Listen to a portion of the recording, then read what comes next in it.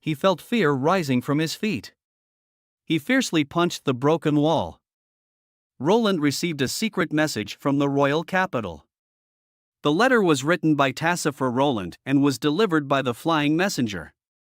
The letter stated that the palace was quickly sealed off, and everyone was prohibited from entering or leaving, so he was unable to know the situation inside the palace.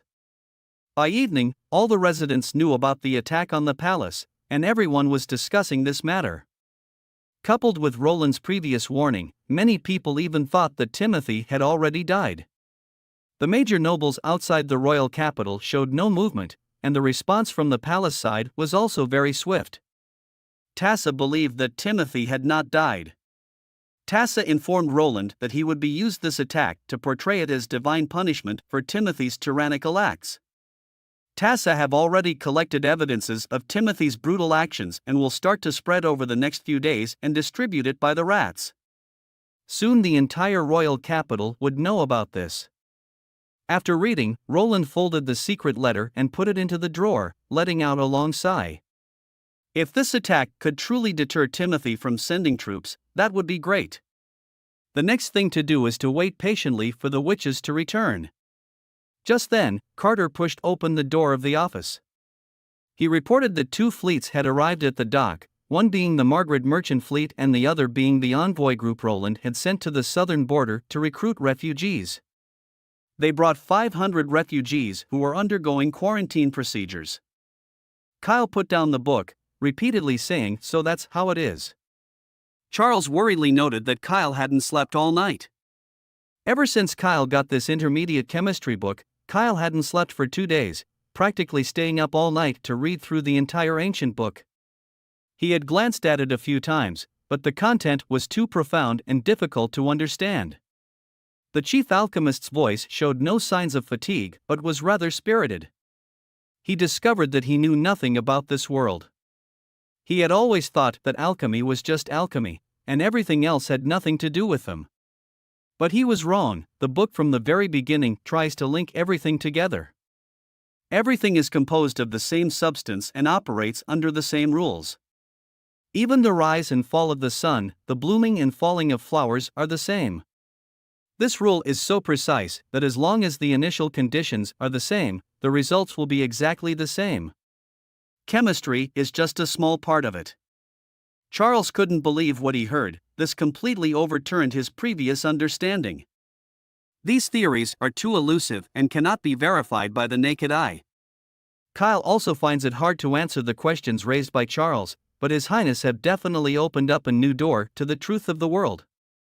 He hopes that in the future, he can understand these 2 books on physics and biology as well. Maine stood on an arched hillside, gazing at the city in the distance. Wolf Heart City was already broken and battered, with local black boulders filling the damaged areas. Unrepaired areas were covered with wooden frames and shields. A bishop reported that the siege beasts were ready, to which Maine nodded with satisfaction, asking him to wait for the signal to attack. He need to go and talk to the pure ones under the Pope's command. Thinking of the 2 witches, he couldn't help but frown. They were unlike the other witches raised by the church, maintaining their own way even in the midst of marches and battles. In the middle of the plain stood 2 women and 3 prisoners kneeling on the ground. One of the witches had long white hair and her robe fluttered with the wind, like a flawless elf. The other woman had an enviable figure and golden curls, occasionally bursting into a clear and pleasant laugh. Maine ordered everyone to leave, but the 2 witches didn't understand why he had driven the audience away.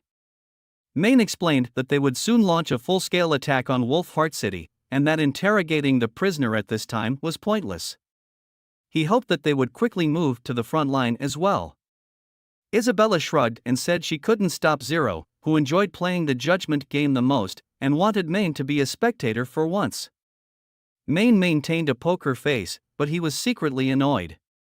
Calling it a judgment game was a euphemism, it was more like a cat-mouse game.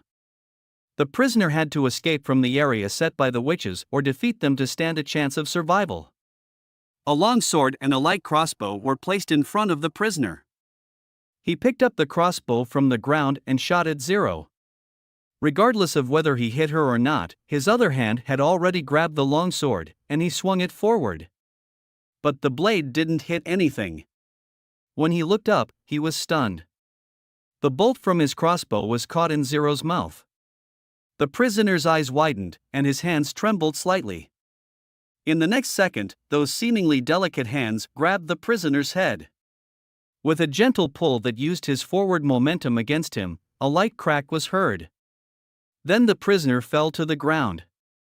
She turned her head, looking at the remaining two. Seeing this, one of the other prisoners turned and ran, which seemed to disappoint Zero. She turned into a wisp of ghostly light and rushed into the prisoner's body. He immediately stopped in his tracks, his eyes rolling back, and his body underwent a strange transformation. A dim light burst from within him, his body contorted and deformed. Zero then returned to the last prisoner. He was the youngest of the spies caught, his somewhat immature eyes full of shock and fear, seemingly unable to believe what had just happened. What shocked him most was that Zero knew his name, his identity, and how he had been recruited into the scout team. Zero lifted his head, telling him that he no longer has a home to return. His family are all gone. The boy opened his mouth, but he couldn't say a word. Zero continued to speak, telling him his father had fallen to death while repairing the city wall and his mother had been punished by whips when she tried to condemn the overseers. The young boy couldn't help but widen his eyes, his face showing an uncontrollable sadness. He fell to his knees, sobbing, asking her what he should do. "Follow your heart, only the gods can judge," Zero gently said. The boy knelt down saying he was willing to tell them everything he knew, as long as they could save his mother. Zero patted his head, took out a plant with long slender leaves from her pocket, and handed it to him. The boy swallowed it directly. Maine knew that for ordinary people this was a highly toxic poison. Not long after the boy swallowed it, his face turned a sickly pallor. He clutched at his throat, making rasping sounds. His nails quickly tore through his skin, splattering blood on his neck. After a few minutes of suffering, his body gradually softened, and he stopped breathing. Maine asked in a deep voice why she had tricked him into taking the poison. They could have gained a devout church believer. She shrugged her shoulders, revealing that what she had said were all lies. She had no idea of the true situation of his family. Maine, growing impatient, turned his head and told them to prepare for the attack. Both witches were very confident, the Wolf King and Garcia were sure to die. The sound of the attack horn rolled across the sky, and amid the towering dark clouds and autumn wind, the second siege began. The siege beasts, machines designed to launch massive iron spears, burst into a magical glow. When the light was as bright as the sun, the massive iron spear, engulfed with magical flames, exploded in an ear-splitting roar, shooting out at a speed difficult for the naked eye to follow, straight towards the city walls. Just then, a thunderous noise came from behind the walls. The frantic sound of the horn blew again, and the mixed force of the Judgment Army and the Punishment Army began their charge towards the walls. Now, the defenders of the Wolf Heart City had to contend with these warriors who were not of this world, using nothing but their flesh and blood. Thinking back on Maine's expression, Isabella voiced her concern. Maine is set to become the next pope, and he may not be pleased with what Zero has done. Zero, however, was unconcerned. Once Maine reaches the top floor of the library, he'll understand. This is the way to please the gods. Isabella didn't quite understand, but Zero continued, the current pope's life is nearing its end. He confided this to her himself, even planning to let Zero consume him before he dies. Isabella protested, but Zero reassured her, she knew what she can and can't do. Isabella sighed, realizing that Zero was a weird person, probably because of her unique power. After consuming so many people, there were hardly any experiences left in the world that were new to her. Thus, Zero rarely took an interest in anything. Everything she did was for her own amusement, and it had to be an unusual form of entertainment. Isabella shifted her gaze back to the battlefield. A fierce fire suddenly burst out beneath the city gate, separating the Judgment Army who had not yet entered the city. Even those who fell and rolled on the ground couldn't extinguish the flames that had caught on them. This was Garcia's alchemical weapon. Zero decided that it was time for her to join the battle. The moment the Wolf King and Garcia stepped onto the deck of their small boat, Zero and Isabella have also arrived. At this moment, there was no need to ask questions to understand that something was amiss. Everyone drew their weapons, leaped off the boat, and charged straight towards the Pure Ones. Isabella then unfolded her power. The stones of God punishment worn by the knights began to vibrate. Zero immediately transformed into a wisp of ghostly light and dove into the body of the Wolf King. Garcia wore an expression of disbelief, unable to fathom how they could use their abilities in front of the stones of God punishment. Zero didn't bother to explain much and rushed towards Garcia. It had been a long time since she had felt such warm sunlight. Garcia stood in the garden, taking a deep breath as the scent of rosemary drifted into her nose with the breeze. This was the Grey Castle. Garcia sat down by the central pond, running her fingers over the stone bricks. Ever since she fell here when she was a child and hit her forehead hard against the edge of the pond, causing her face to be covered in blood, her father had all the bricks removed and replaced with smooth cobblestones. She remembered that Gerald and Timothy were there at the time. Seeing their sister fall, they were all terrified and even imitated her fall one by one, trying to comfort her in order to make her stop crying. Everything seemed to have returned to her childhood. Garcia turned her head and saw a woman in white coming out from behind the flower pond. Zero said she was not a witch, but a pure one. Garcia retorted coldly, saying that all she had was just the ability to create illusions. Suddenly, she picked up a stone and squeezed it hard. The stone did not crumble, instead, the hard edges cut her skin, she could feel the pain. Zero lifted her skirt slightly and bowed, welcoming Garcia into the spiritual battlefield. Garcia was startled, and suddenly felt a heart-wrenching pain coming from her chest. Zero somehow pulled out a long sword from nowhere and stabbed it directly into her chest. Garcia fell to her knees, trembling as she tried to cover the wound. A large amount of blood loss made her consciousness gradually blur. The next moment, she found herself still standing in place, unharmed.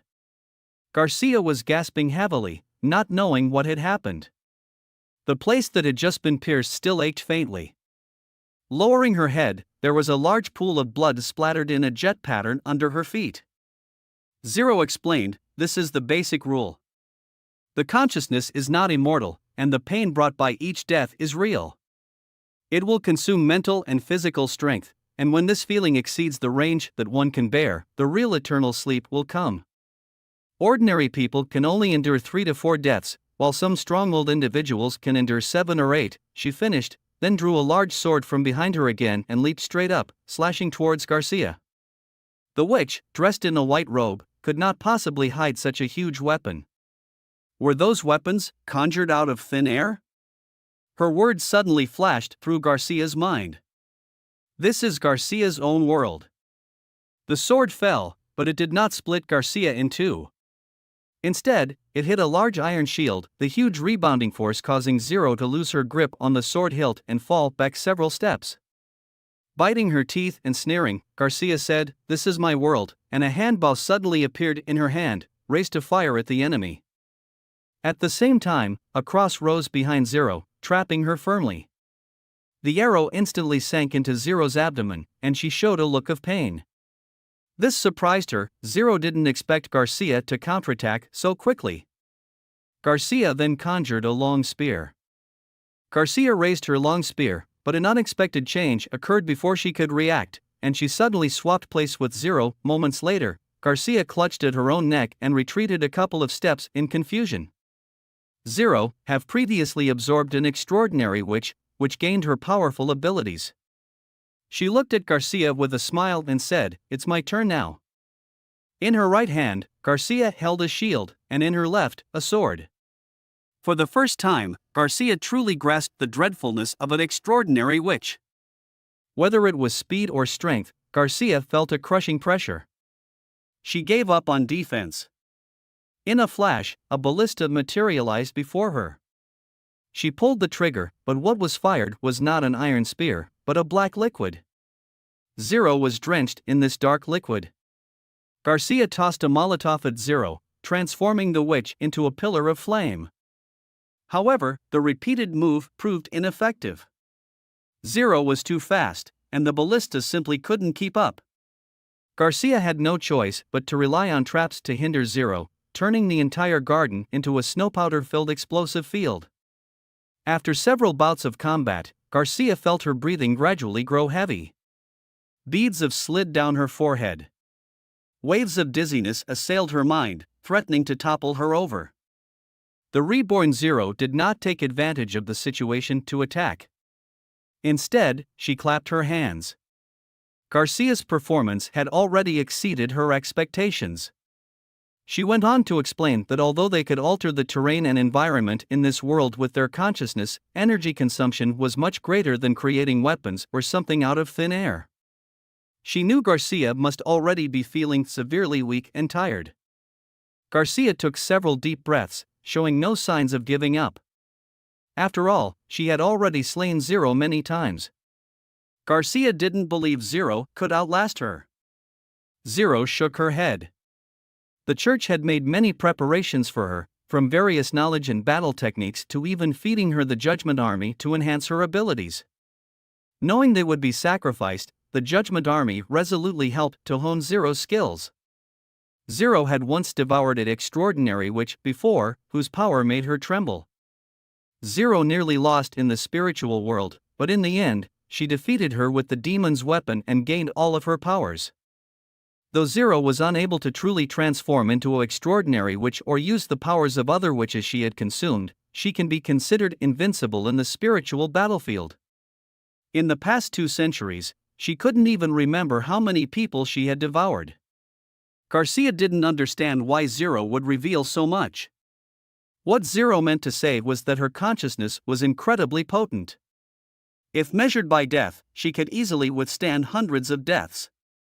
Garcia scoffed, yet she knew her chances were slim. She needed to possess an even more powerful weapon. As if seeing through her thoughts, Zero told Garcia that she couldn't make herself invincible. The legendary weapons from the ancient books she had not experienced could not be created. What she saw and her own knowledge was the key to victory. Garcia planned to fill the entire garden with snow powder, intending to perish together with Zero. Zero looked at Garcia with a pitiful gaze, subsequently summoning a ghastly, terrifying chariot. It was the siege beast that they used to breach the city walls, also known as the weapon from the demons. Garcia's defenses were as fragile as foam. The robust spear shaft directly bypassed the multiple barriers Garcia had set up, tearing her in two with minimal effort. The chariot continued to launch unstoppable spears, and after recovery, the same death was quickly repeated. Garcia didn't even have time to create the snow powder to perish together with her enemy. The continuous agony blurred her consciousness. Cracks appeared in the sky, and her world began to collapse. Zero watched Garcia and told her she had held on for quite a while. She said the final farewell before departure from the spiritual battlefield. Isabella was surprised. She had thought for so long that Zero had failed. Zero had gained Garcia's memories, some of which even surprised her. Isabella asked if she had obtained the method to produce the snow powder, to which Zero nodded, saying the ingredients were simple and commonly found in the workshop. Isabella prepared to hurry back to the Holy City to report to the Pope. Zero nodded again, but Isabella called her back. Was it an illusion? Zero looked the same as before, but why did Isabella feel that there was something different in those light red eyes? Isabella scrutinized Zero for a moment, then shook her head.